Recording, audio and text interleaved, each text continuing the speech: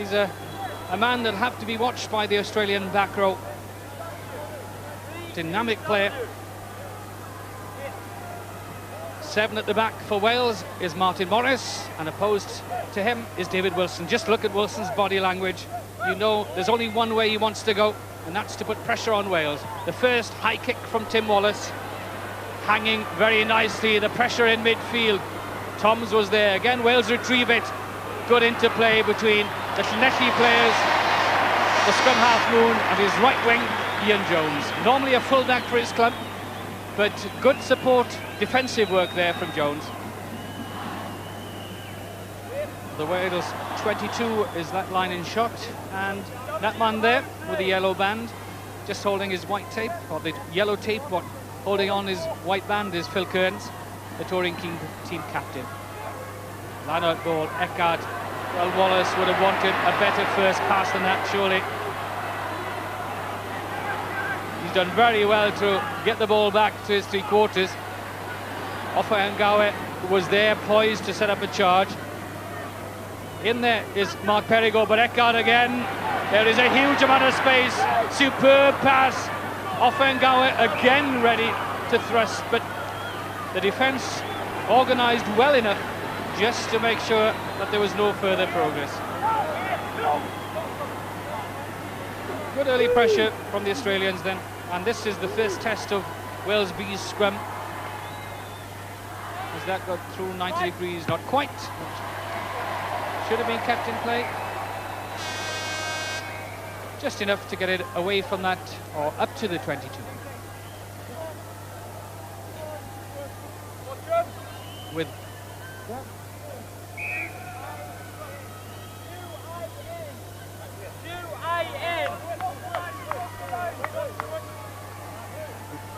Tim Gavin has 8 on his back, and he's opposed by Sean Legg.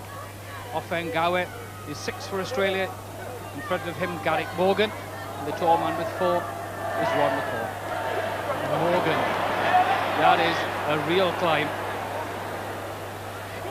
And Eckhart and Wallace again being isolated. And killing the ball on the wrong side, despite the innocent expression of Martin Morris that he couldn't help being there. The referee deems it enough of an offence to penalise Wales and offer Australia a kick at goal.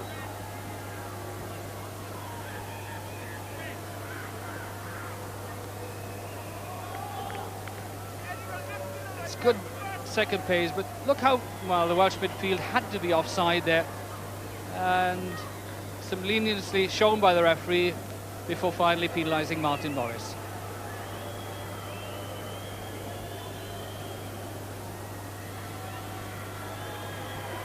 Question to be posed is how Marty Roebuck will respond to his responsibilities today.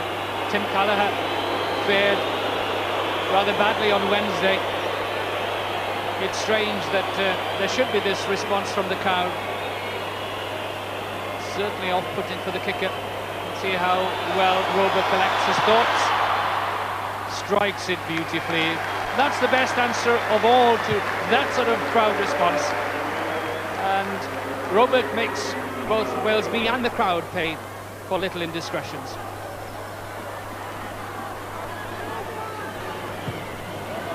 That's the quick and awkward restart. Still well gathered and well set up by the Australians. Offengawe offers Eckert the chance to hoist that. Rear stands, can't get away from Smith. Ball is there for Wales though. Moon and Stevens. There's a huge amount of space out wide. That's a long chase for Roebuck. The ball just holding up nicely for him. And the full-back and the pressure from Mike Hall. Not displeased to have put that into touch. Very little option other than to do that. And that was a stretch to his legs. Stevens very quick to pinpoint that little angle between full-back and wing.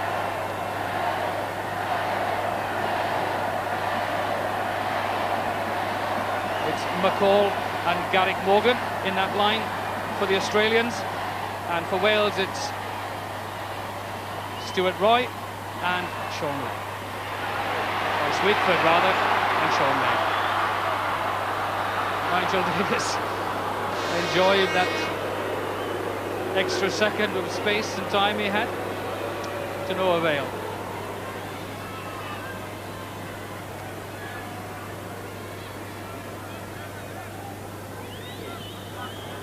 Interesting that Australia should see fit from this position and so early in the game to run it. That's the way from scrum halves to get back rows running. Still, the back row wasn't quite running onto it, and Sean Legg and Moon with Mark Perigo for a second, not quite sure what to do.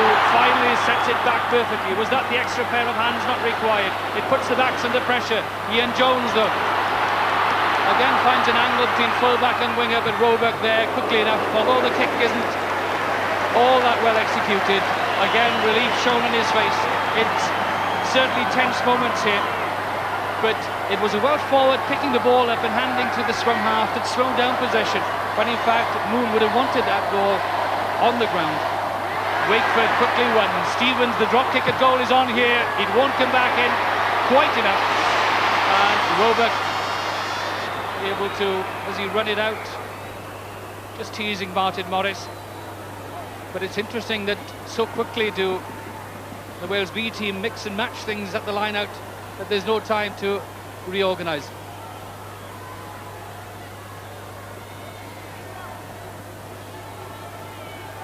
Man who's seen most action so far, the Australian Marty Roebuck, as the restart. Again, a facet that didn't please on Wednesday, but that is far better, and good to see the experience of Roebuck being brought to bear, but there, inexperience then from the half-backs, seeing a kick charge down. The Wales B team certainly not overawed by all this, and again it's the interchange of positions with Wakeford with the 4 on his back and Legg with 8 on his back. Mark Perigo directing matters from the extra scrum half. Legg to Moon. Again the midfield, it wasn't all that well organised. There were lots of bodies there, no one quite willing to take responsibility. Colin Stevens wanted someone coming straight onto a short pass. This is Australia collectively making headway. It's a long way to go. That's the Australian 22 in view. If they wish to roll it from there, it's a huge distance to cover. But Tim Wallace again harassed by Hall. The referee sensibly paying the advantage. Here Williams-Jones, is there someone to offload the ball? Moon again. Perigo, what a thumping tackle. Perigo stopped in his tracks. Nigel Davis, that's a chase on here for Mike Rea. Junie has a chance to cover and does it so well. That was a test of coolness and calmness of a defensive winger, and Junie had it all covered. But Wales again showing that they're so eager to attack this touring side. One wonders whether the kick was the right option. It certainly put pressure on the opposition, but perhaps making them tackle would have been even better. Stuart Roy wears 5, Sean Legg 8, the tall men towards the back. Run by Morris, appeal is on for Legg, but the outside arm, well, that was outside the 15-metre line. The line-out would have finished at that point, and Martin Morris would have cause to argue that in that position he would have had every right to use the outside arm, because he had retreated and the line-out could have been deemed to be over. Martin Roebuck from the free kick. You notice that he tapped the ball to himself before aiming for the touchline. Not allowed to kick it directly over. Well, there was nudging and pushing and all sorts of little indiscretions going on there. The free kick will be to Wales. Moon will want to... It's a kick at goal. It's not a free kick, it's a penalty. 10 minutes gone, and for the first time an opportunity for the Wales B team to draw level, trailing as they do by 3 points to 0.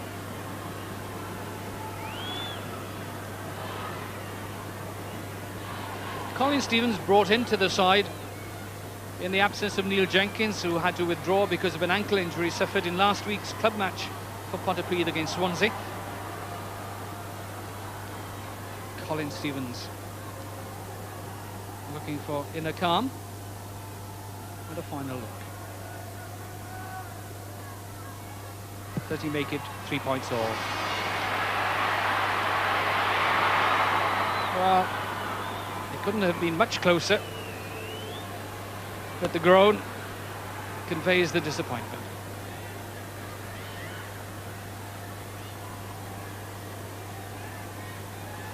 Roebuck this time looks for a longer restart, which is playing into Wales B hands, as that will land just outside the 22 or on the 22, making it so difficult. You've got to be inside your own 22 before you're able to call for the mark or the fair catch, but that's so well controlled by the Australians that Wallace really is able to pick his spot, and that is expertly done by the Australians. The kick just fractionally too far, perhaps. A young man who's come across as a replacement for this tour when Anthony Herbert returned home with a back injury.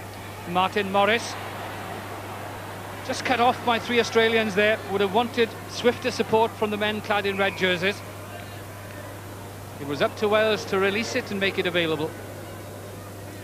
The advantage goes to Australia. Number 6 is Viliame Offahangawe, born in Tonga but resident in Australia, and let's hope that we'll see him at his best during the afternoon. The sight of him as a ball carrier is one worth seeing. Tim Gavin Eckhart, number 8 scrum half combination again. Boone, a telling tackle. Kearns, Roebuck again. You see how quickly the Australian forwards there were there to protect it. Really struggle it well, and there's space out wide. Oh, that tackle! Oh dear me, there could be an injury there. Certainly Ian Jones might have hurt himself, and I'm sure he came in early, took his opposite number, and will take some time to recover. Certainly play goes on there as Wayne Proctor will put play downfield, as across comes Juni straight to Moon.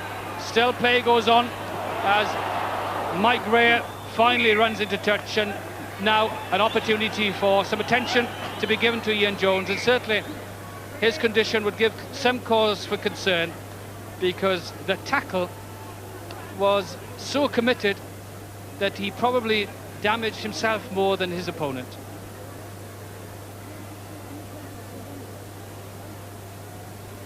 Well, that is a sad sight. Here it was a matter of having to commit himself early, because Juni had come in on a straight run, and there Jones sold himself completely. What a tackle, and a tragedy that he should then, in so doing, hurt himself.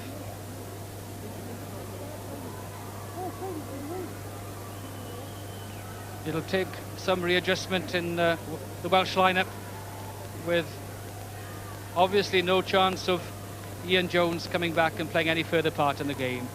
Well, what a tragedy. The young man who plays full-back for his club, brought in at this level to play on the right wing, and in making that tackle, I'm not sure whether he'll be conscious of this round of applause he's getting, but obviously quite serious, and such a shame. A talented young man. Here Juni was coming in on a good angle there to try and pierce that Welsh defence, but found Jones spreading himself as wide as possible, stopping his progress, and good to see that at least that he sees what's happening, and Neil Boubier, a club colleague of his, comes on as replacement. Kearns picks out Morgan, and offside by Wales. Mark Perigord coming in an offside position. Wales is number 6. So Neil Boubier plays on the right wing, normally a centre, which just cuts down a yard of pace perhaps on the right hand side of that Welsh attack. But a good footballer, and as Martin Roebuck finds touch, Boubier certainly won't let the side down.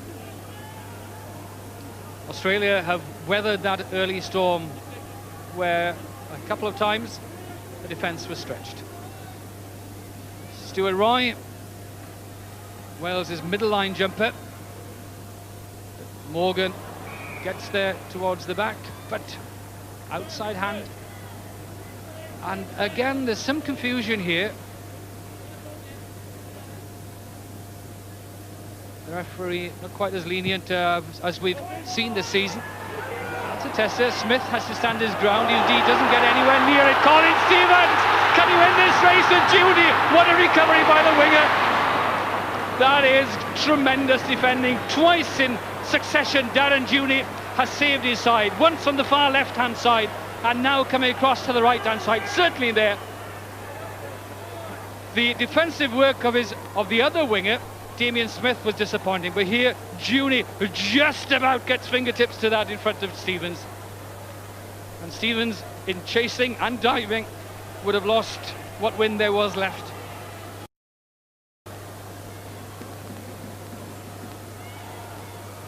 So Australia, Darren Judy to stay 3 points ahead.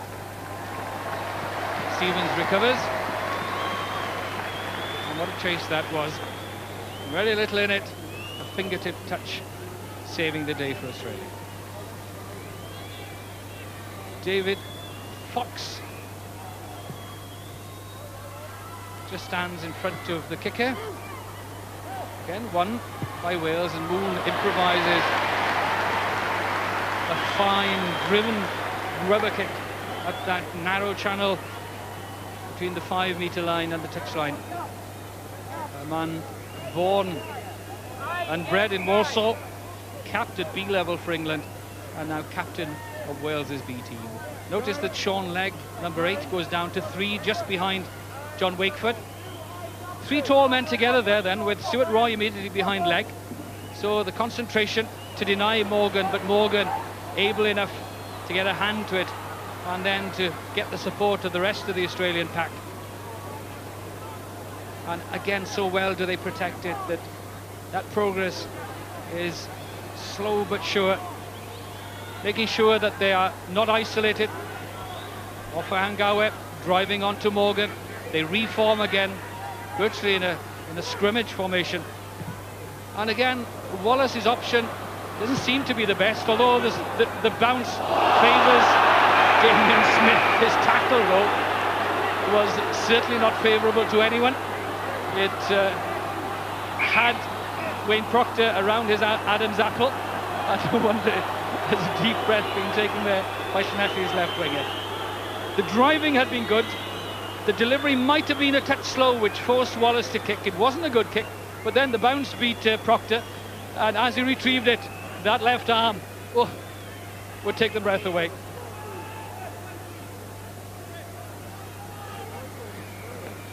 And another injury and another problem for Wales B, as David Fox, the hooker, is forced to leave the field. Well, having lost a right winger, now losing the hooker as well, and that is a shame. Again, there'll be a lot of reorganisation. The elbow obviously gone and in some pain. David Fox goes in there, you can see number 2. And Tim Gavin gets a left hook across the face, but that's not the injury. It's in falling that Fox injures himself. So a second substitution will be required within a matter of minutes as we end the first quarter of this game.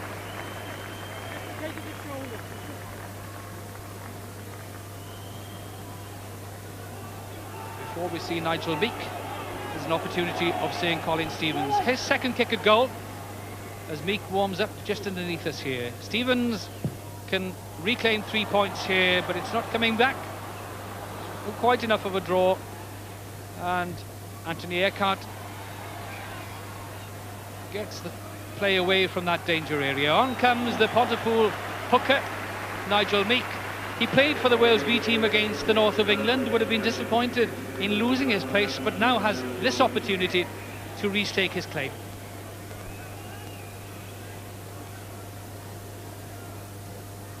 One of the great responsibilities will be to keep the lineouts as well fed as Fox did earlier on.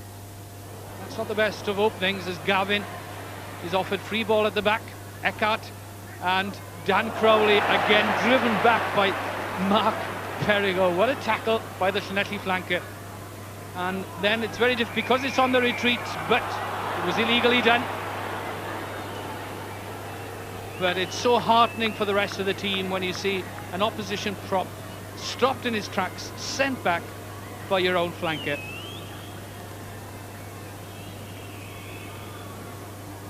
It's progress through line kicking for the Australians at the moment. The Welsh defence strong enough to prevent running momentum being built up. Crowley was taking it way behind the gain line and he was trying to get back to the supporting strength, but Perigo was there, and that is a comprehensive tackle. Phil Kearns has the aim, Tim Gavin the leap. Again, the variation in that Australian lineup with such three big men that they can rotate them as they wish.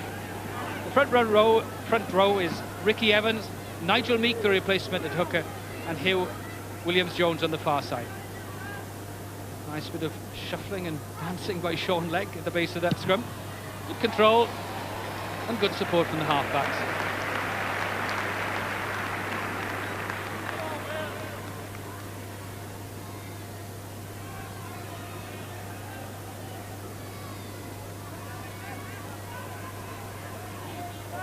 Australia shading the lines out, and Australia shading the territory in possession as well. Garrick Morgan again gets hands to it, and the difference between what's happening today and Wednesday is not just that they're claiming the line-out ball, but the support is there of Ewan McKenzie as well, and that's doing the tidying up work that was missing on Wednesday, and of which Webster and Reynolds were able to profit. Stevens wants the on-rushing support runners to put pressure in midfield. Was it nudged forward? It was nudged forward. And taken out too early as well.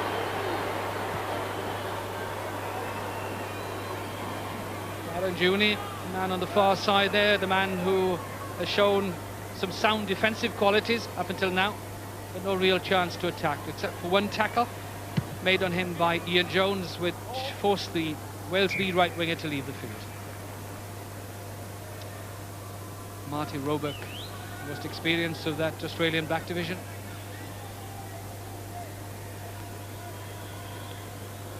A more traditional lineup from the Australians this time.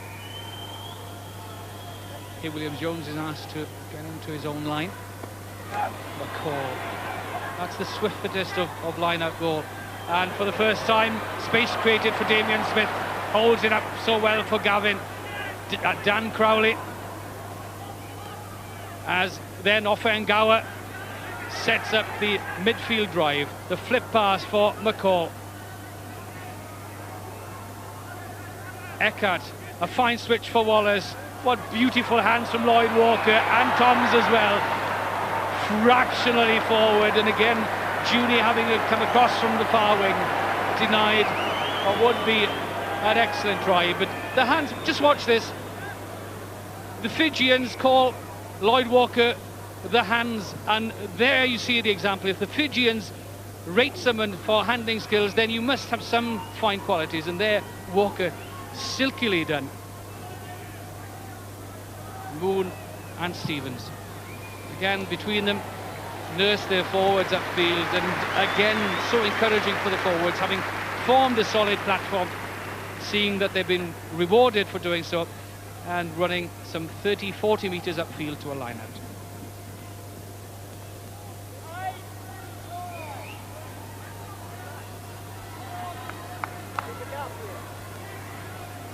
Interesting then that the Australians are using Marty Roebuck standing in the line rather than coming into it.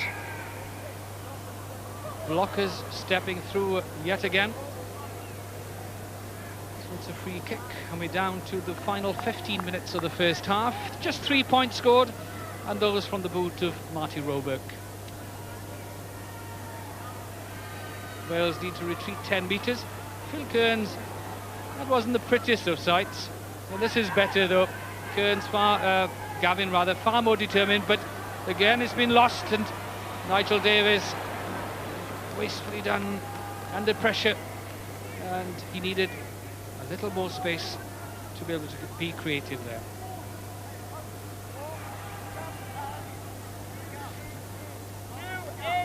No great continuity in the game. It's been rather scrappy and disjointed, and again Brian Sterling disappearing into the line-out, insistent that there's a definite gap down the middle of the two lines, as Kearns and Morgan, with again Mackenzie tying it in. This is the platform from which the Australians want to drive it, roll their mauls.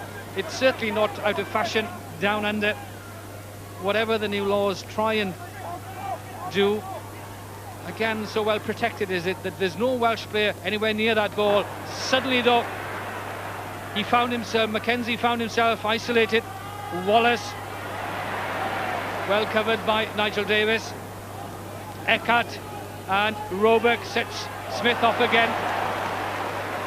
Wales cover it quite well. There are hands in there. Whether the referee can see it, no, he can't. Offengawe, Lloyd Walker, Marty Roebuck. Wakeford doing some useful midfield tackling. Moon is in an offside position, but well, it'd be interesting to read Brian Sterling's thoughts in the way he decided on that, because there were one or two, if not more, Welshmen in offside positions and handling on the ground.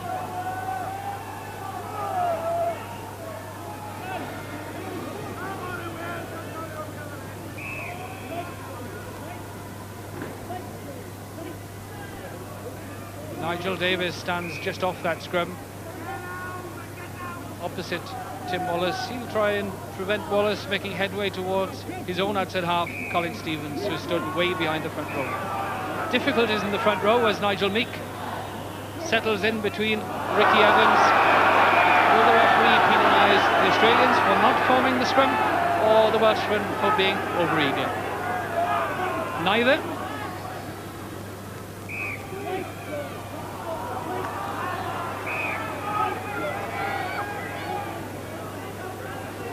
Scrum finally square and settled. And the understanding between Meek and Moon sufficient to again provide Colin Stevens with that opportunity of getting play outside the Welsh 22.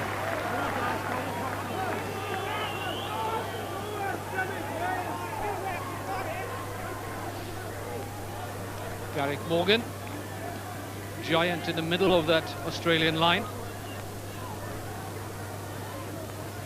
Both him and Rod McCall expected to push their weight today, which was a factor that some felt was partly responsible for the lack of solid scrummaging last Wednesday.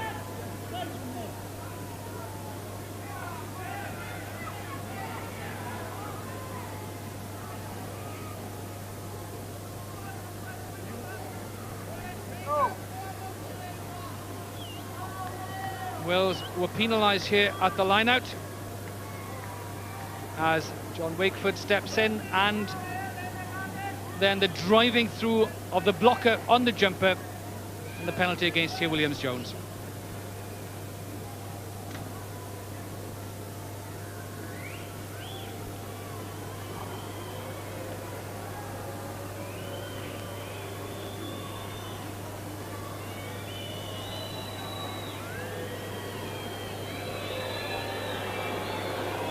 Roebuck's confidence must be high, with no failures to his credit. And what a shame yet again that the crowd should respond in this fashion. And there's only one way of paying back that, and that's by hitting it straight into. Disappointingly this time, Roebuck doesn't accomplish that, so he drops from 100% to 50% success. 10 minutes remaining of the first half. Nigel Davis transfers to Llanelli colleague Colin Stevens.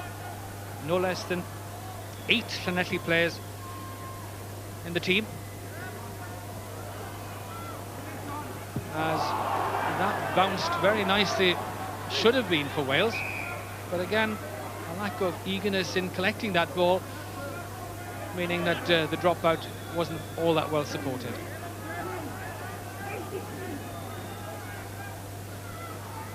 This is where the Australian pack will want to exert pressure. But there's no movement in that Welsh pack. His leg comfortably holds it, but well, seemed to be in no real trouble. So it is rather strange that he should ask the scrum to be reset.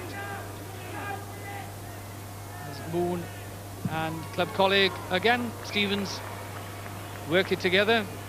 Not to gain a great deal of ground though, but to make sure that there wasn't any further Australian progress.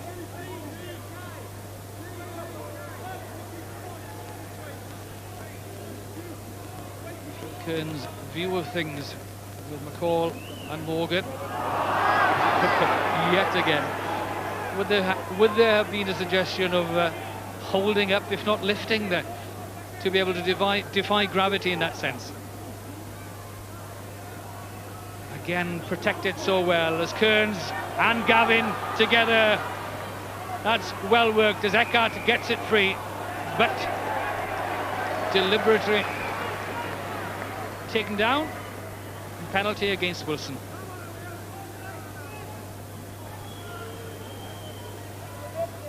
Diving over the ball on the ground.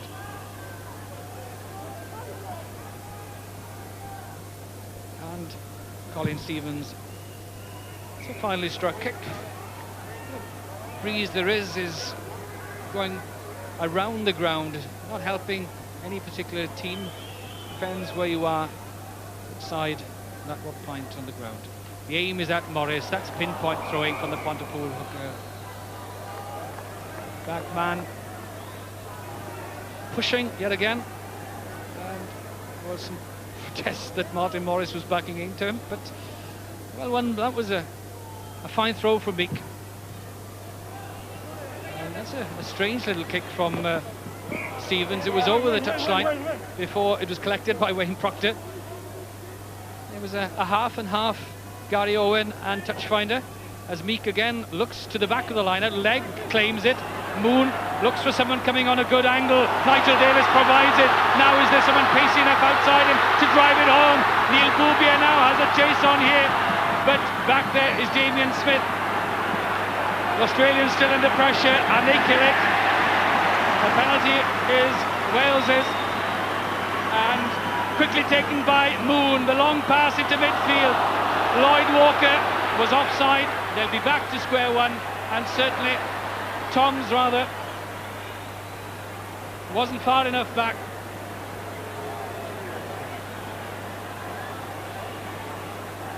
They hadn't retreated far enough, and certainly that would have been danger. And Rupert Moon will breathe again, because having opted for that quick retake, he could have paid dearly for that. Wales have now reorganised. Boubier, who put in that little grubber kick and chase.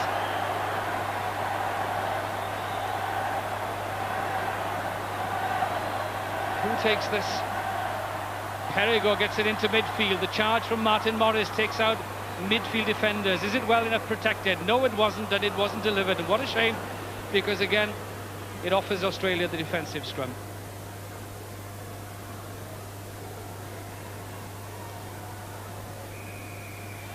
That wasn't straight. Ryan Sterling makes emphatic signals as to why the free kick was given. And Moon, does he ask Colin Stevens to drop at goal? Does he get on rushing forwards, driving at the opposition line? That's not the best of passes, and Stevens isolated. Again, it's all done on the retreat. It's reclaimed though, as Moon has an opportunity to drive through.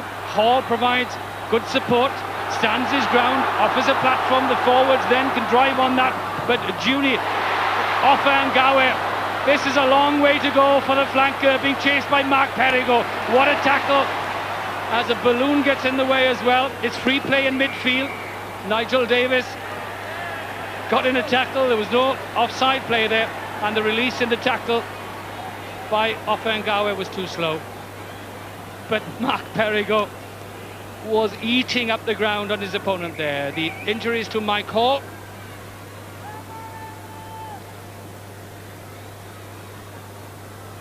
Doesn't seem too serious. Well, the clearance kick, just after being charged down, fell nicely into the arms of Offengower, but just watch the pace being taken up here by Mark Perrigo. He was eating him stride for stride, 2-1, and took him out with no bother at all.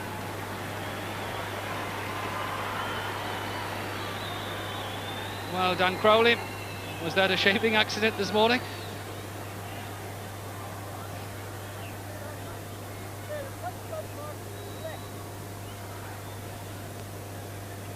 The high up and under is the tactic.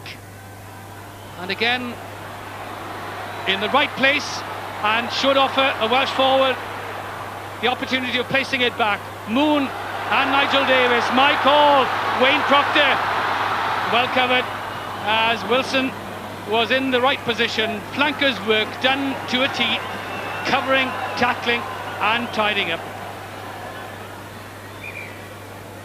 Man is very important to the Australian tour because he's the only out-and-out open side they have, the man who can go to ground, win the loose ball. The others tend to be too rangy and tend to be found out when it comes to chasing the ball on the ground.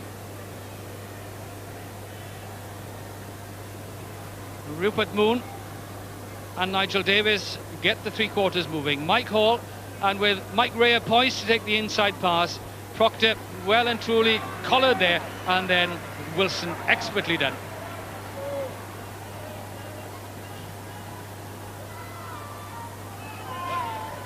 Mike Hall has recovered. Nigel Meek aims at a two-man line. Wakeford the early run, but Eckhart was alert to it, and so was Ewan McKenzie.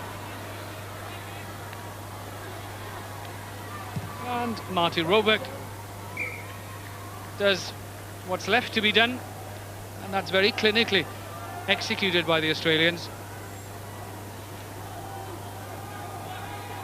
Rod McCall, the big line-out beacon at the front of the line-out.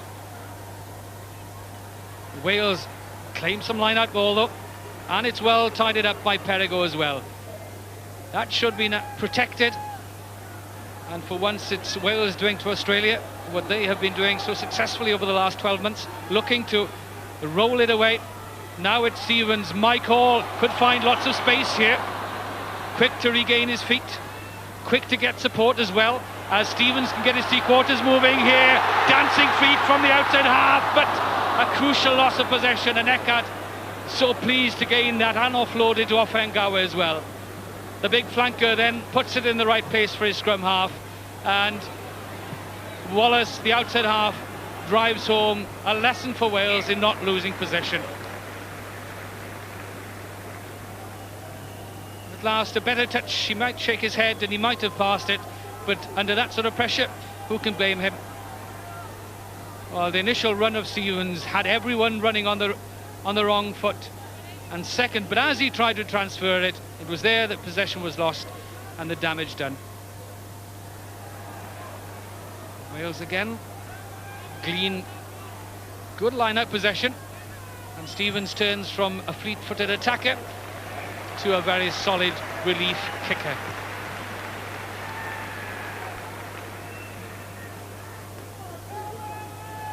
Not happy with what happened in the last movement, if one lip reads correctly.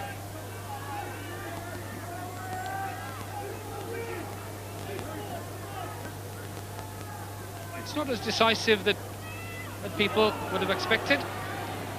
Wallace and Walker with Wilson providing the expert support yet again. This is from this sort of midfield platform that Australia would want to launch attacks, but it didn't come quickly enough, despite the fact that Dan Crowley protests that the ball was his and he was ready to pounce. Favour Wales just a little bit. Favour Wales a little bit. Huge amount of space on that right-hand side for Moon to exploit with Mike Rea, but the pass to Rea meant that the fullback wasn't going at full steam, and he then has to resort to the angle kick, but still done to such a level that it keeps Wales going forward. Australia take it quickly with Lloyd Walker caught in possession. There could be problems. Well recovered though, as Damien Smith. Well, Wales were offside, over eagerness, but there are signs of brittleness in that Australian back division. Smith under pressure there was watching the opponent with one eye, the ball with the other, and it's never a happy combination.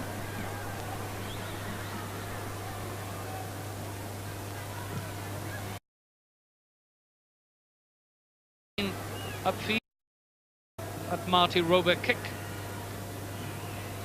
4 minutes remaining, as you see Mike Hall and Nigel Davis had been inching up in that midfield defensive role. Offengawe 6, Gavin 8, Wilson 7, the Australian back row. Morgan 5, McCall 4. Morgan really dominates that middle area, and because the support is so quickly there from the props, Mackenzie and Crowley, then they can mount that sort of role. Martin Morris has lodged himself in there. Whether he can be effective there. Nigel Meek and Mark Perigord between them. Half get away, Stuart Roy, but that was cleverly done. Junie yet again, he really has had a fine match defensively, has the Australian left winger, and there, seeing that there was nothing on it, there wasn't a ruck there, he was able to pick it up quickly. Wales take the line out as Wayne Proctor gets away from the first tackler, gets it away to Mike Rea, the high tester. That's brilliantly done by Roebuck, but the tackle as Eckhart loses his way, finds Rea. Now that it needs to be released, it was too slow. Wales will have the put in, and again so swift is the tackler in on the ball handler that there's no time to think or readjust.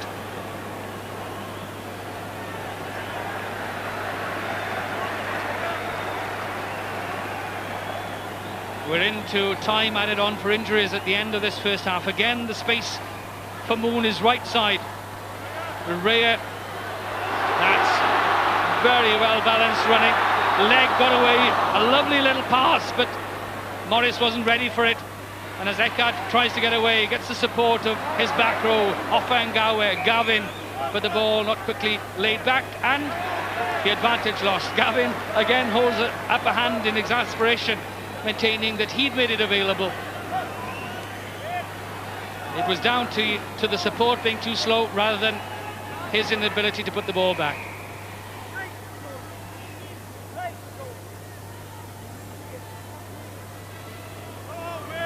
Brian Sterling wants the scrum to remain absolutely straight. Here Wales are driving on before the ball is placed in the scrum. Retreat is the call then.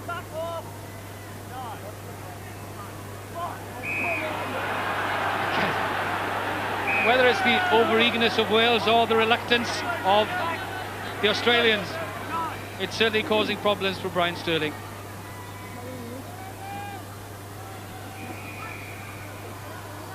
Pulling by the front row, Oniwan Mackenzie, the tight head, quickly taken by Moon. Ricky Evans, straight through. Eckhart is there for Moon, the quick pickup. This is better. Hugh Williams-Jones next in line, well supported, well gleaned as well. It's to Stevens. Mike Hall changes the angle, can't quite get away from the tackle. Martin Morris, the support runner. Now Wales mounting a concerted effort. Moon switches it. Is there someone out wide? Mike Hall. Oh, what a tackle. What a tackle, but it was offside. And it'll be a penalty to Wales in front of the post. But Willie Offengawe put all his 16.5 stone into that. And to see Mike Hall on his feet is to speak volumes of this man's courage and strength. The tackle was enough to take one's breath away.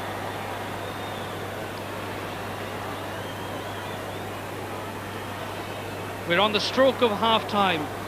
Wales trailed by 3 points. And what a boost this would be. Right on what must be the last kick of the half for Wales to draw level. Australia can't charge, they have to stand their ground. Stevens with what will be for him a straightforward kick. He succeeds. Brian Sterling stands his ground, points to the halfway line, and at half-time here at the National Stadium, it's Wales B 3, Australia 3.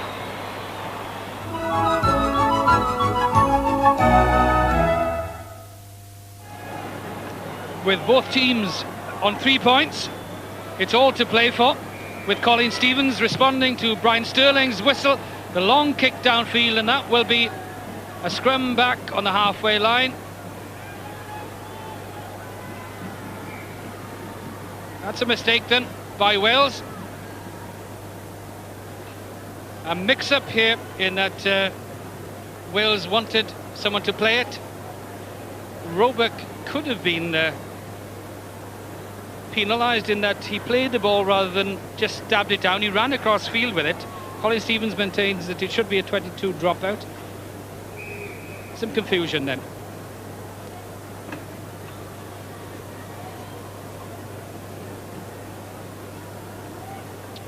The battle on this side of the scrum is between Hugh Williams-Jones on the tight head for Wales and Dan Crowley on the loose head for Australia. Gavin and Eckhart. Good vision from the scrum half. Morgan takes out two defenders. Can he now stand it up for it? Yes, he has done that very well. In there's Dan Crowley burrowing away, but he's lost it, and that's very untidy. Recovered by Ricky Evans. Lots of hands on the ground, lots of nudges forward. And somehow Brian Sterling decides that it should be Wales's ball.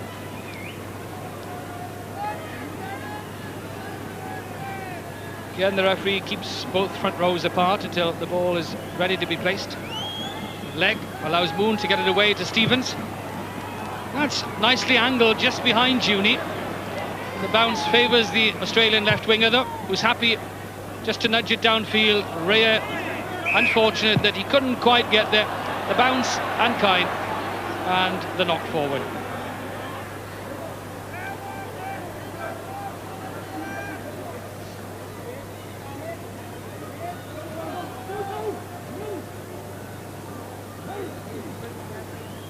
You can see the Wales midfield defenders up as tight as they can on that 10-metre line.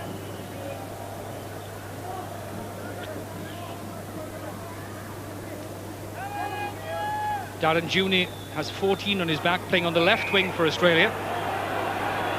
And again, a reluctance on the front rows to engage at the right time. Was that straight? No. That was straight at Tim Gavin, I think. Certainly saves Phil Kearns any work in the front row. Free kick, it'll be a hoisted up and under. And after it goes Nigel Davis. And collects Damien Smith as well. Well defended by Australia. Offside by Wales. Again, over eagerness. And Tim Wallace glad to hear the whistle. Marty Roebuck in midfield is the furthest point from either touchline. Decides that the easier one is the far one, and without any real bother finds his mark.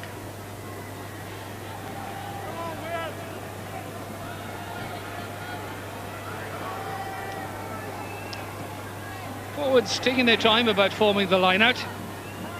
It's just inside Wales's half. The scores are level, and we are 3.5 minutes into the second half. It was won by Wales. Australia were lifting. Moon takes it quickly. Again, the support is there in the shape of Stuart Roy, but there are bodies on the wrong side. Free kick yet again. They should have been 10 metres. And Moon will need to get the short penalties better organised, although he calls now on Colin Stevens to hoist it towards the posts. Just outside the 22. That could be loose ball for Nigel Davis. Couldn't quite get hands on it. Held up well for Eckhart. And then Marty Roebuck to ease Australia out of that problem area. So the experience of Marty Roebuck being called upon to save the day. Wales have two replacements on the field. One is the hooker Nigel Meek, the other is winger Neil Boubier. As Wakeford does exceptionally well. Moon and Stevens and Davis, well, held it up so well, but Rhea couldn't quite get in close enough to him. Mike Hall was there in support, but he was in front of him. But that was good to see that Wales were looking to be creative in midfield, and with Nigel Davis holding it up nicely behind the defender's back. It was a shame that Rhea couldn't quite squeeze his way and support him. The tight head taken between Williams-Jones and Meek. Was that offside? It was. Anthony Eckhart.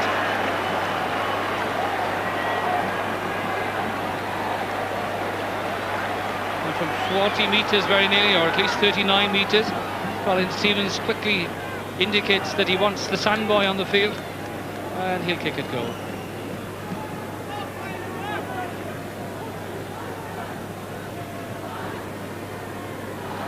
Colin Stevens, interesting that two Llanelli players have left the field in David Fox and Ian Jones, and that obviously doesn't help the Llanelli cause when it comes to their turn to play against Australia next weekend. From straight in front of the post, having struck a penalty, a successful penalty with the last kick of the first half, here he can put Wales in the lead for the first time in the game. It's still climbing, and it was straight, which means that scoreboard clicks Wales up to 6 points and now offers them a 3-point advantage.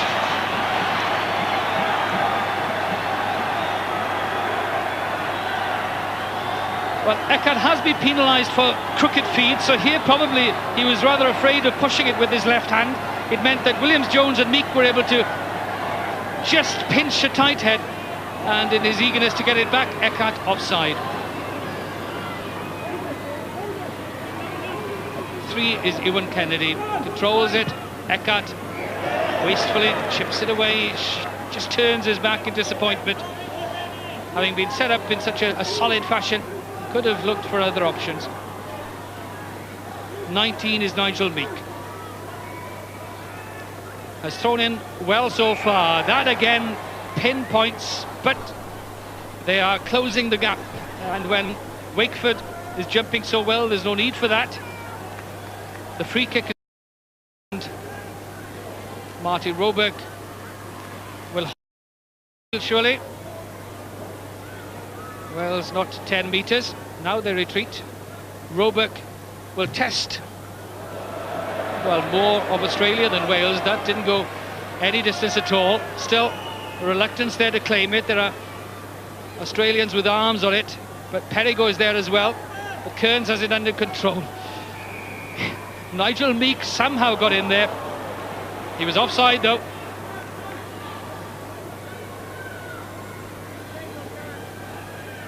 And the kick is very nearly straight in front. Meek looks at the post, knowing that Marty Roebuck will want to try and regain that Australian composure and get them back on level terms.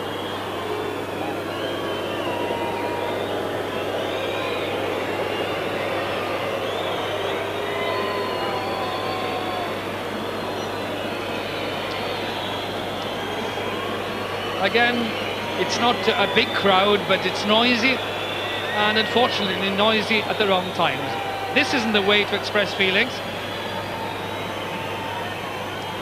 Roebuck to draw the scores level. Indeed does bring the scores level. He will be pleased with himself. His teammates will obviously congratulate him because they're back on level terms. Colin Stevens with a restart. Quickly taken. I'm not convinced that his teammates were ready for that. Willie Offa-Ngawe was, certainly. And what it means is that yet again we can see Australia's driving at its best. So well protected is it again that they're able to drive it off as Crowley stands his ground, waits for McCall to come left, the rest to come right. They protect it, and then it's nudging right as Eckhart and Damien Smith can begin to attack. Proctor just about gets the winger down. Wallace swings it into midfield. Elusive running from Toms. It's on its way back for Morgan to start a drive. Gavin, this is better from Australia. Good combined driving. Eckhart, but diving down on the ball when there was no need to. It was Phil Kearns, in fact, stands there proving that he hadn't dived in, but it couldn't have been him that was penalised. It was someone else, because he was obviously making a point to the referee that his legs were spread apart and standing well over Gavin.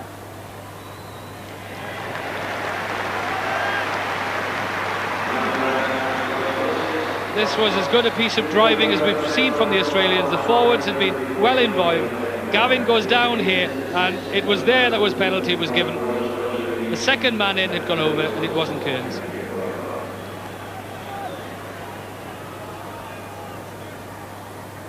Pontypool's hooker, Nigel Meek, gets his man again. Moon under pressure, can't get it away. Good discipline of down and up in one movement, under pressure. Supported by Sean Legg and Hugh Williams-Jones, but Australia will gain the advantage.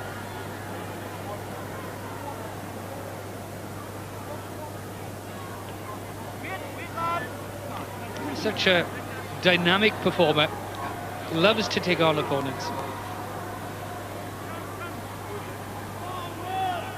Wales try and disrupt that scrum, but it's the Australians that try and conjure some midfield magic, which is quite quickly snuffled up by Wales. No sign of the ball. Yes, it is there, and this is a fine opportunity for Lloyd Walker to get Martin Roebuck into the game. Phil Kearns out in the wider spaces. Offa is out right of Roebuck. Now, if Garrick Morgan can set him up, attacks Colin Stevens. It's very nearly there. Double. The try is awarded. Well, there'll be some contention over that, as Damien Smith is awarded the try, but there will be one or two questions posed about how many movements were there. But certainly it was well constructed, with so many support runners there. Again, Lloyd Walker, not the paciest of players, but so aware, with Roebuck, Kearns in the wide open spaces, and the big men. But he ignored the big man for the little man Roebuck, and with Kearns there again, and Garrick Morgan, Offa. Colin Stevens does well to thwart the big man, but Damien Smith, one movement on the line, momentum took him over. Well, Wales had defended this remarkably well, because Australia had so many men free here that it seemed a try would have to develop. In just checking that delivery, Australia made hard work of it, but the big men eager to allow the ball to move before they put down. And with Damien Smith, another big man, despite being a winger, his momentum enough to take him over.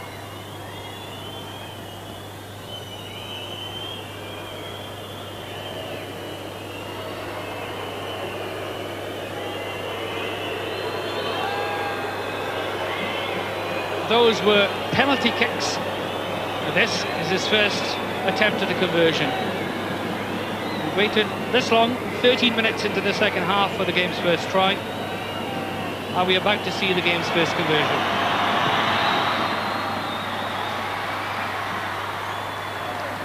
Didn't get the draw on it that he would have wished.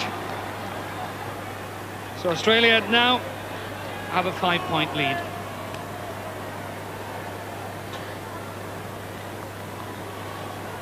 Colin Stevens this time changes his tactics. That's never an easy one to counter, but good thinking there by the Australian forwards to allow the ball to run and wait for it to bounce. Wallace looks for open spaces. Neil Boubier and Rea between them. That's confidence from the centre. It's good support from Morris. Mustn't now get isolated though. Wales must keep it alive, make it available. It's on its way for Rupert Moon. The Australian defence was disorganised, and he presented them with the best option possible for them by giving them the ball.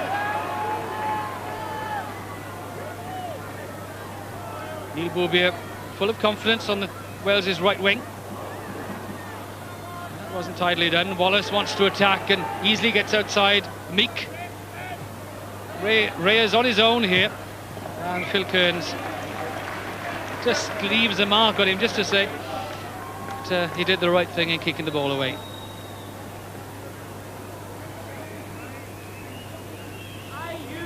The line-out contest at the front is between John Wakeford and Rod McCall.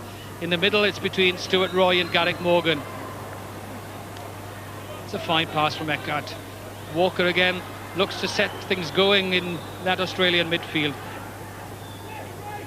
Lovely sleight of hand from Eckhart, and the big man Eckhart, Offa again put down by Colin Stevens. So the outside half showing a side of him that's not always obvious. The driving is on though, as Australia seem to be finding their game plan.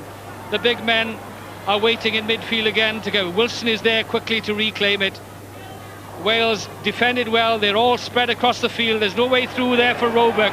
Wales could profit here if they can drive Roebuck back, but the ball released by Australia. Lloyd Walker again sets Toms going, but Darren Juni wouldn't have appreciated that pass because he was offering him the ball and Boubier and Martin Morris all at the same time.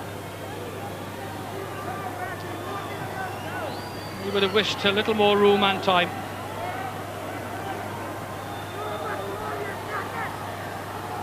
It was lobbed and just behind him and comprehensively dumped. Australia claimed the opposition ball, but it had been nudged forward, and Wales will far prefer this scrum than that preceding line out, because here they can tie it in comfortably and offer the halfbacks a far more solid a platform than the line out.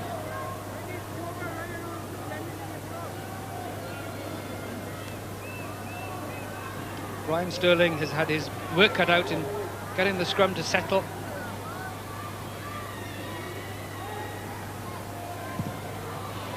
And it's not the lengthiest of kicks from Stevens, but the scrum again was as solid as ever.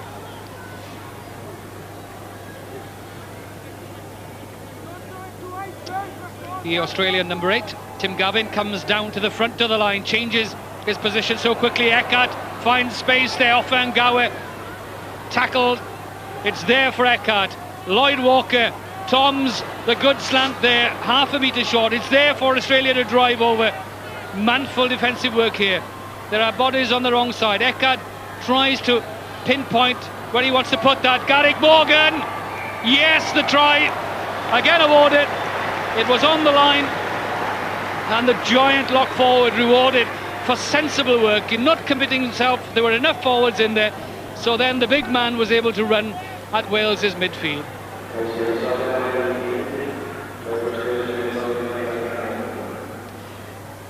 Garrick Morgan, seeing that the rest of the forwards had done enough to gain possession, it was better that it was him, the big man, that drove at that Welsh line. Ball so well protected there that Eckhart was able to wait for the right moment. Morgan had started his run before receiving the ball. The momentum had been built up, but despite some manful defensive work there, nothing Rupert Moon could do to prevent him crossing the line.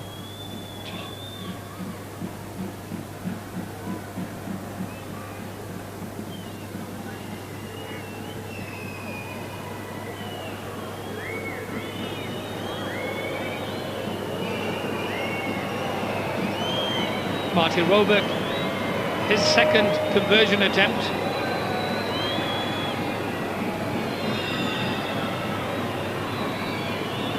Again, the noise levels not acceptable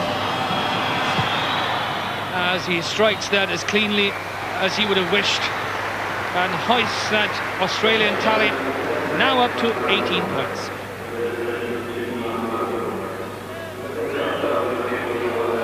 Martin Roebuck successful with a conversion as well as 2 penalties. Again, the restart there to puzzle the Australians, but they sensibly cover it.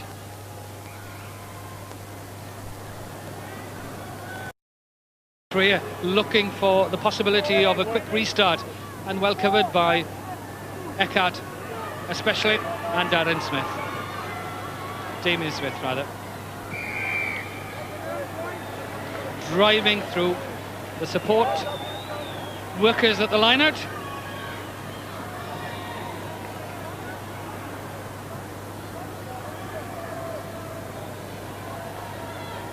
Colin Stevens wants to drive it down into the corner.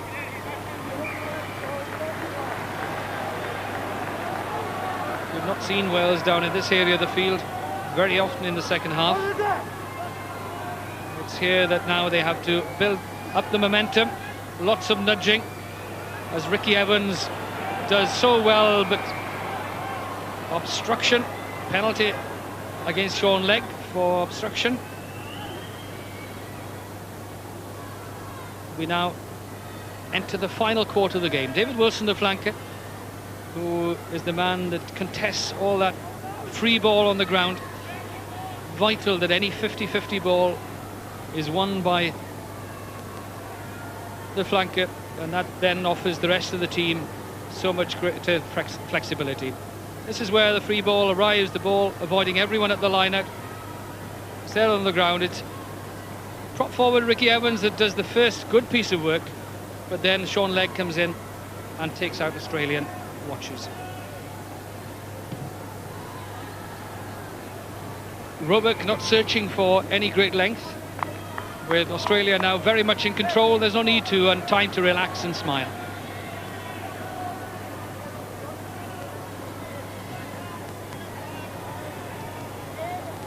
It's very nearly 2-1 to Australia, and not surprisingly so. Can they further enhance that? Well, not cleanly so. Mark Perigo and Sean Legg, John Wakeford, Moon, again with so much happening on the retreat, really had to do something to get play downfield, but Junie and Roebuck somehow get it upfield. Superbly done by Moon. Mike Rea can't escape Junie, and Ricky Evans, has he reclaimed that? Wales think that it's on its way. Yes, Moon does have it. Out in midfield is Neil Boubier. Damien Smith covers it well. Indeed gets away from the first tackler. Up to Australia to win it from here. No sign of the ball coming. As there is a call from David Wilson and Anthony Eckhart about something. The touchers will come in on the far side. Well, both of them will come in. So Mr. Templeton on the far side, Mr. Watson on this side will both advise. The crowd certainly on the far side saw something, and something that will have left a mark on Martin Morris, who's now receiving treatment.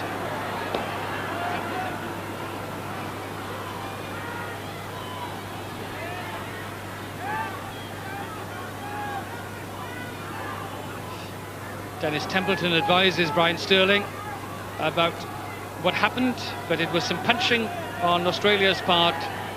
That was the first offence. There was some retaliatory stuff as well, but it's the first offence that'll be penalised. The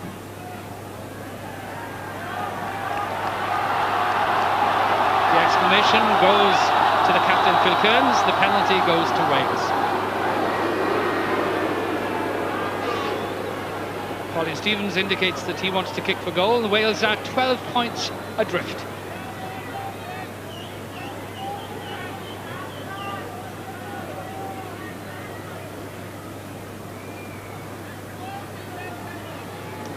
The big men, McCall and Morgan, make their way back. Between them is David Wilson, hands holding his shorts, and then the captain comes into view, Phil Kearns. He'll be a happier man today than he was on Wednesday. The side has certainly responded in a far more positive fashion. What Colin Stevens would give for a successful kick here. Both he and his team desperately need points to get back in the game. Strikes it well. Strikes a post, and Eckhart able to get the ball away. Huge kick downfield, kept in play by Rea, has the support of Mike Hall, runs on a slant into midfield. Now then, can he get sufficient support there? It's on its way. Hall shows remarkable strength. Nigel Davis, Colin Stevens, dancing, dazzling work from Stevens. Now Wales have it. Wakeford sets up the drive. Can Wales now spread it wide? Moon gets tangled, gets it half away. Boubier somehow, a winger, gets into the centre. Wales protected well. Moon has it, delays it. Ricky Evans drops it. Garrick Morgan retrieves and saves the day for Australia. Ewan Kennedy gets the support of Damien Smith. And all that threatening work of Wales is is nullified as Roebuck, in checking that step, shows the assurance with which he's now playing. But the running of Colin Stevens certainly at one stage had that Australian defence at 6s and 7s.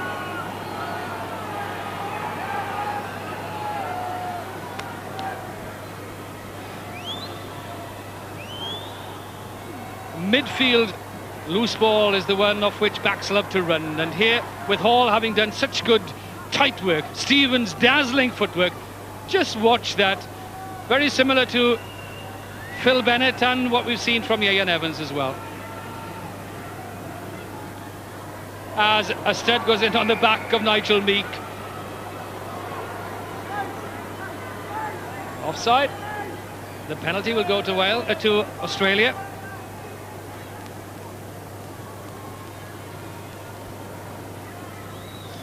Again, it's a long way to the touchline, but it's no trouble for Martin Roebuck, who has played a very assured role in this Australian side today. Some inexperience around him in that back division, but he's provided a guiding hand. Phil Kearns now in no hurry at all to get on with the game. The side comfortably in the lead, very much in control. And with Rod McCall standing towards the back and blocking, certainly that seems a decision that may well be queried, because Rod McCall stood at the back and just lodged himself on Wales's side of the line-out. Disappointed faces. John Wakeford, Stuart Roy and Sean Legg, the line-out trio for Wales.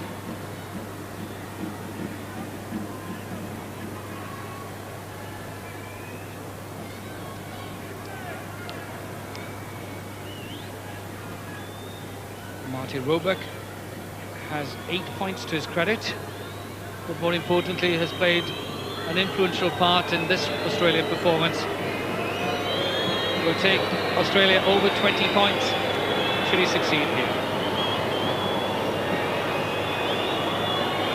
Again, the crowd attempting to put him off his concentration.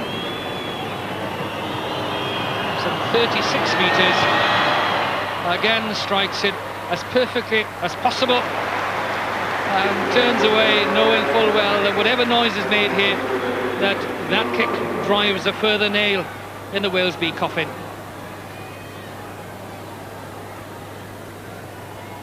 The line-out offence was for pushing on Garrick Morgan.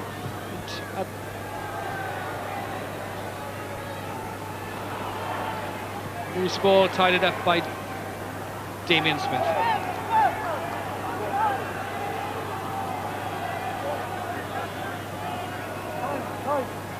Morgan and McCall against Wakeford and Legg. Won by McCall, taken on by Legg, released by Meek, Moon and Ricky Evans. Well protected. Moon and Stevens, Nigel Davis, Michael and Boubier not quite able to get it away, and Tooney will be disappointed to be brought back. Again, not quite that. It was all rather lateral in that Welsh attack. He needed someone to come straighter onto the ball, and Australia able to nullify that. Just watch the way they drift across, no one really being committed. The one tight head has gone to the Welsh front row. And such is the front row mentality that even if Wales lose, perhaps they'll be deemed themselves victors in any case, because the battle between them and their opponents is a battle in itself.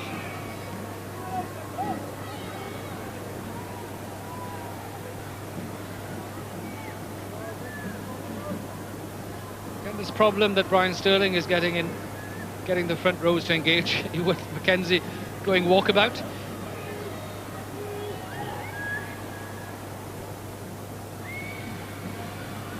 Eckhard and Wallace. And Wallace has shown compact skills this afternoon, hasn't overexerted himself, but has done everything nice and tidily.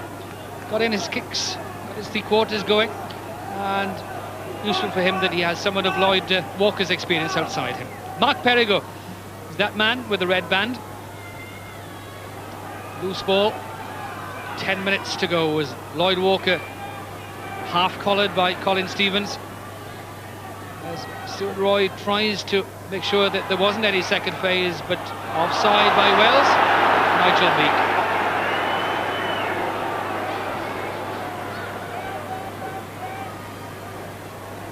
The news on David Fox, the original choice hooker, is that he's injured his shoulder. And the news on Ian Jones is that he's suffering from concussion. So those were two original choices that left the field early on, the Wales B right wing and the Wales B hooker. And of course, a blow for Llanelli's hopes next weekend in that two of their leading lights will be injured. That's Anthony Eckhart, scrum half, and three on the toe. Martin Roebuck again, happy to nurse his forwards. They won't want him to gain too much length. Happy enough just to get to the line-out and set up another platform from there. Might be worth having a look at the amount of time that Morgan finds himself in the air. He's the man with hands on head in the middle of the line-out, and keep an eye on the man behind him, Willie Offa-Ngawe. McCall got the early hand in there.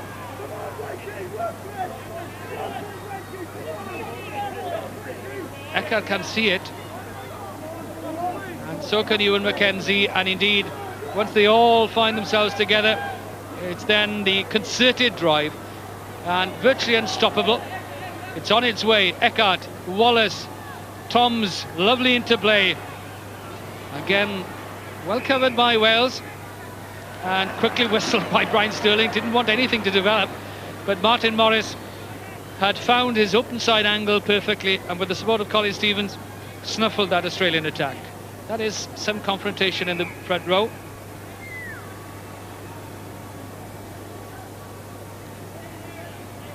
Hugh Williams-Jones has Dan Crowley in something of a stranglehold there. Legg and Moon look to attack the wider areas. There's support inside Legg. Martin Morris inside Morris as well. That wasn't forward. Roy Wakeford, the big Welshman, now set a standard. Now they can get the ball out wide here, but it should have been released the fraction earlier. And protest from Moon, boos from the crowd, and disappointment from Stevens. But such tremendous thrusting work by the big men.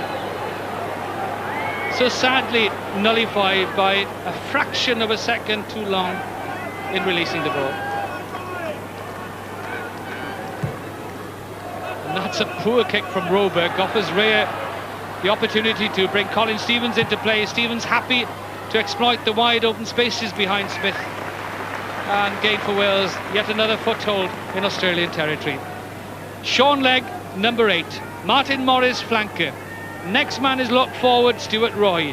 Lock forward John Wakeford. But having made all the hard work, it's here that the delay,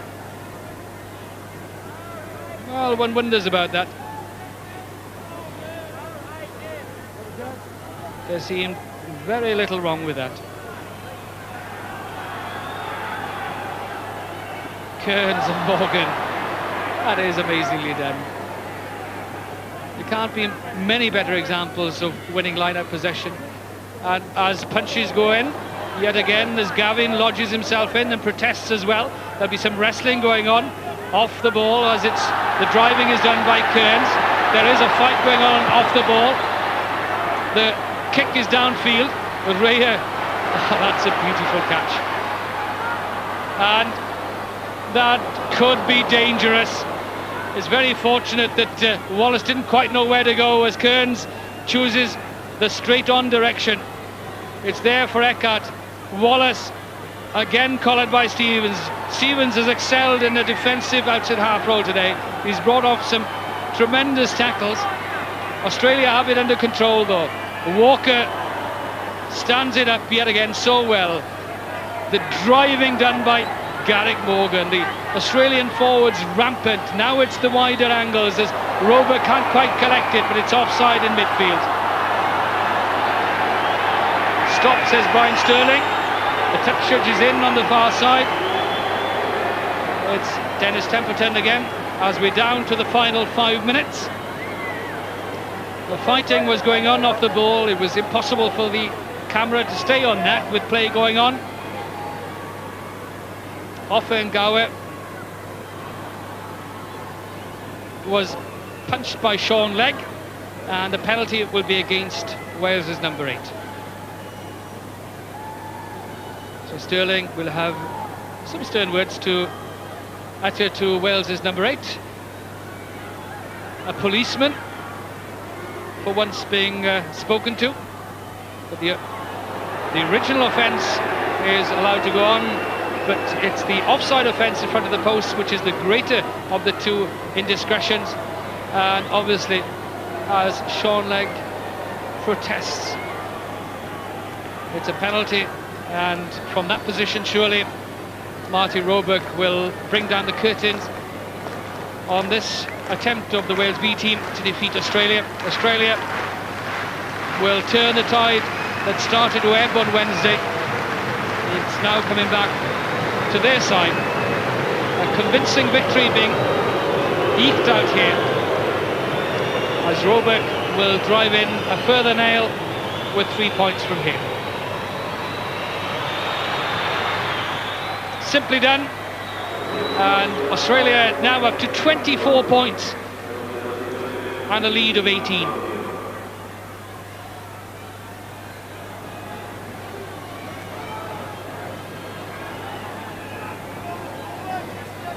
We're down to the final 3 minutes.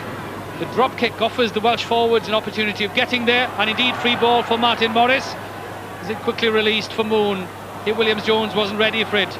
Legg retrieves it. Moon again looks for the inside support of his forwards. It's on its way from Wakeford. Wants to drive at the big fringe players, taking out those defenders. Again, slowly on its way, taken in by Wales. The scrum to Australia.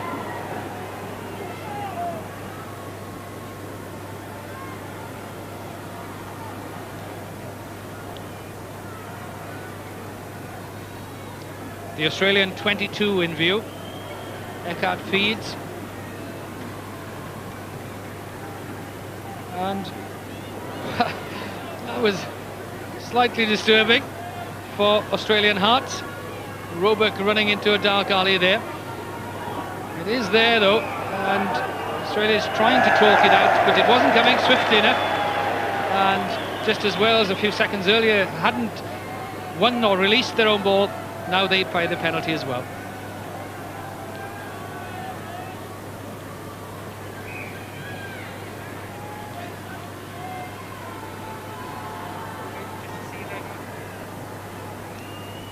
Yeah, the right-hand side here, well, would normally have been favoured. That's beautifully done. Now an opportunity for Michael.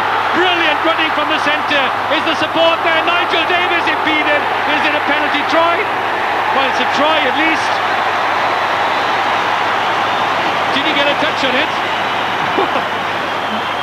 The try awarded to Nigel Davis, but the running of Hall created it all. Brilliantly balanced, and Core-Centre gets the try. This pass was breathtaking, and then with Ray at full tilt, Hall changing the direction, and with the ball just tapped forward by Davis. Yes, got a hand to it, but I'm sure had he not, the penalty try would have been awarded. Perhaps Colin Stevens would have preferred a penalty try awarded. It would have meant a conversion under the post. As it is, it offers him a difficult angle.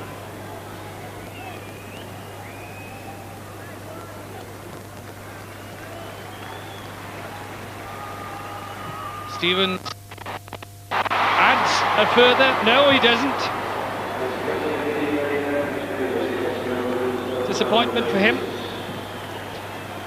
Keep an eye for Michael Rea. This pass of Stevens was perfect. Into space. Davis taking out a couple of defenders, and then by changing the direction here, Hall had all the Australians going in the wrong direction. His co-centre, having initially been the decoy, was there then in support just to get the try.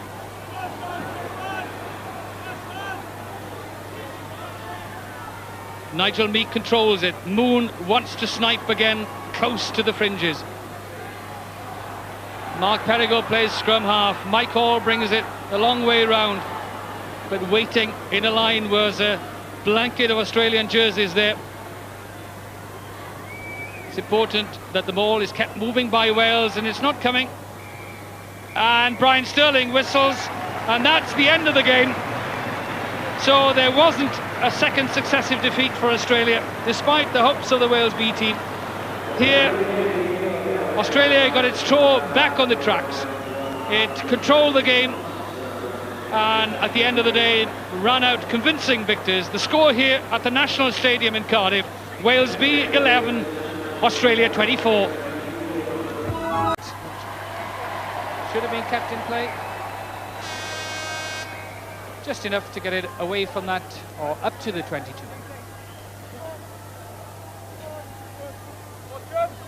With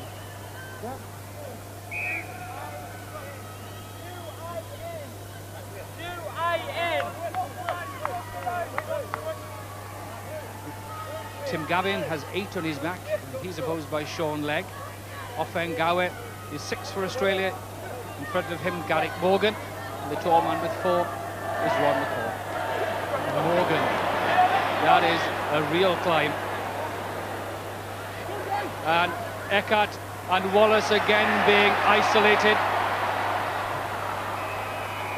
And killing the ball on the wrong side, despite the innocent expression of Martin Morris that he couldn't help being there.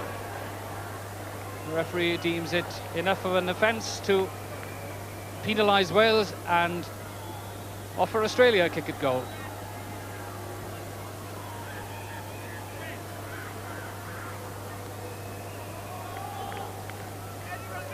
It's good second pace, but look how well the Welsh midfield had to be offside there, and some leniency shown by the referee before finally penalising Martin Morris.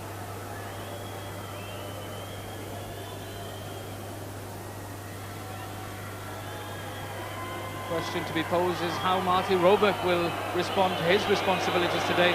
Tim Callagher fared rather badly on Wednesday. It's strange that there should be this response from the crowd. Certainly off-putting for the kicker. Let's see how well Roebuck collects his thoughts. Strikes it beautifully. That's the best answer of all to that sort of crowd response.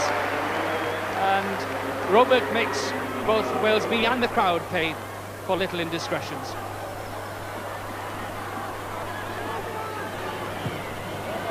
That's the quick and awkward restart, still well gathered and well set up by the Australians. Offengawe offers Eckert the chance to hoist that. Rear stands, can't get away from Smith. Ball is there for Wales though. Moon and Stevens. There's a huge amount of space out wide. That's a long chase for Roebuck. The ball just holding up nicely for him. And the full-back, and the pressure from Mike Hall. Not displeased to have put that into touch. Very little option other than to do that. And that was a stretch to his legs. Stevens very quick to pinpoint that little angle between full-back and wing.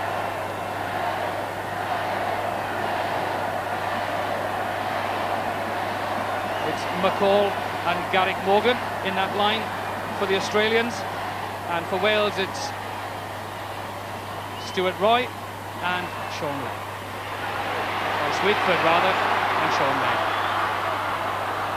Nigel Davis enjoyed that extra second of space and time he had, to no avail. Inexperience then from the half-backs, seeing a kick charged down.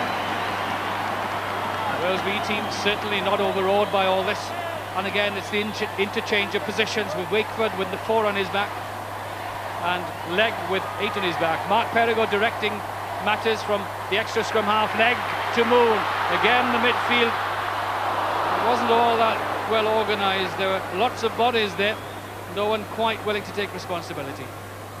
Colin Stevens wanted someone coming straight onto a short pass. This is Australia collectively making headway. It's a long way to go. That's the Australian 22 in view. If they wish to roll it from there, it's a huge distance to cover. But Tim Wallace again harassed by Hall. The referee sensibly paying the advantage. Hugh Williams-Jones, is there someone to offload the ball? Moon again. Perigo, what a thumping tackle. Perigo stopped in his tracks. Nigel Davis, that's a chase on here for Mike Rea. Junie has a chance to cover and does it so well. That was a test of coolness and calmness of a defensive winger, and Junie had it all covered. But Wales again showing that they're so eager to attack this touring side. One wonders whether the kick was the right option. It certainly put pressure on the opposition, but perhaps making them tackle would have been even better. Stuart Roy wears 5, Sean Legg 8, the tall men towards the back. Won by Morris, the peel is on for Legg, but the outside arm.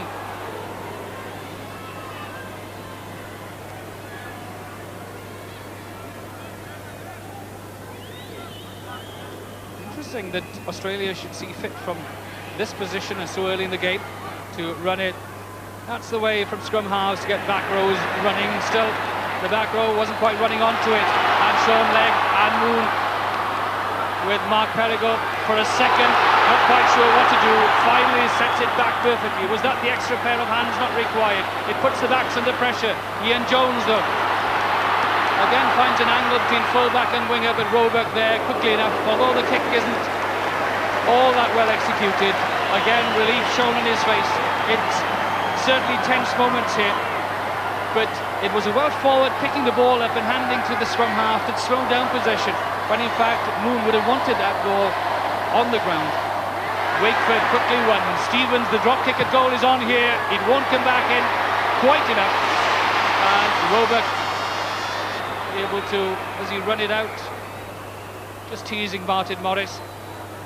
But it's interesting that so quickly do the Wales B team mix and match things at the line out that there's no time to reorganise.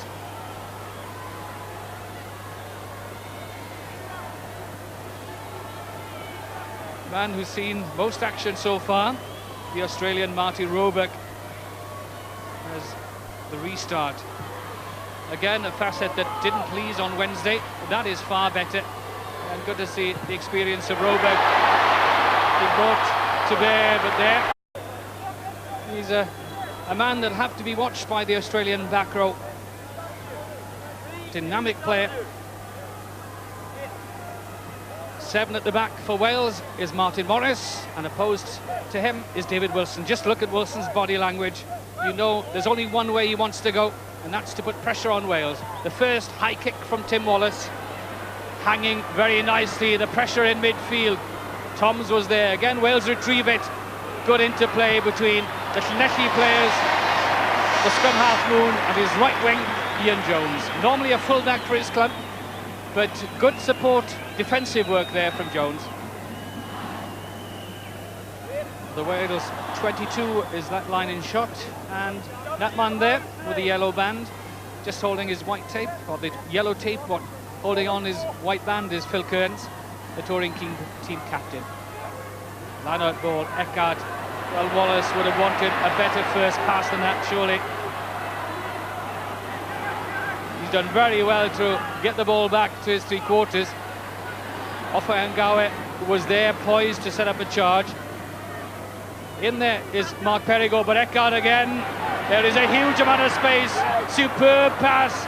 Offa-Ngawe again ready to thrust, but the defence organised well enough just to make sure that there was no further progress. Good early pressure from the Australians then, and this is the first test of Wales B's scrum. As that got through 90 degrees, not quite.